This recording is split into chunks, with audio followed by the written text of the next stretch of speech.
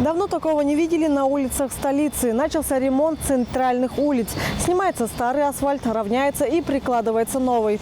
На двух улицах Кочетова и Ленина уже идут работы.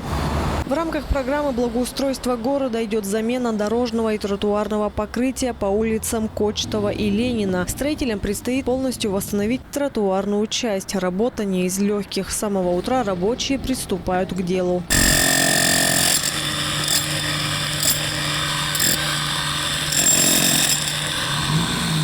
Чтобы новое покрытие было ровным и долговечным, брусчатку прокладывают в несколько этапов. Первый – подготовительный. И этот этап является самым важным, потому что от его качества первичных работ напрямую зависят такие параметры, как скорость проведения работы и правильность, срок эксплуатации брусчатки, а также исход во время весеннего таяния снега. Контракт подписан с подрядной организацией ООО «Элита». Евгений Трунин рассказал последовательность работы.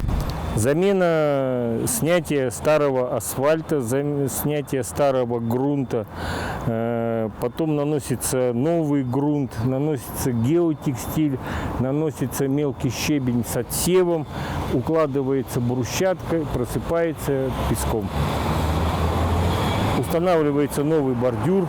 Ремонтные работы начались 1 августа со сроком исполнения до 1 октября. И уже есть участки, где работа близится к завершению. Например, участок от перекрестка улиц Чульдум-Кочетова до перекрестка Гагарина-Кочетова в центре столицы. На остановке Почта работы продолжаются. В данное время в мере города проводятся ремонтно-восстановительные работы по обустройству пешеходных переходов на улицах Кочетова, Чульдум и Ленина.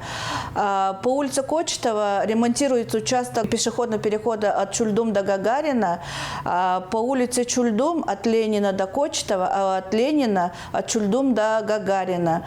Но данные работы будут продолжены и в последующие годы. На эти средства у нас выделено около 10 миллионов рублей с республиканского бюджета. Отметим, что на улице Ленина также будет восстановлена тротуарная дорожка. Тротуары столицы давно нуждаются в серьезном ремонте. Работы будут продолжены. Инна Клоян, Буяна Юн, Кузел Сарексарен, Тува 24.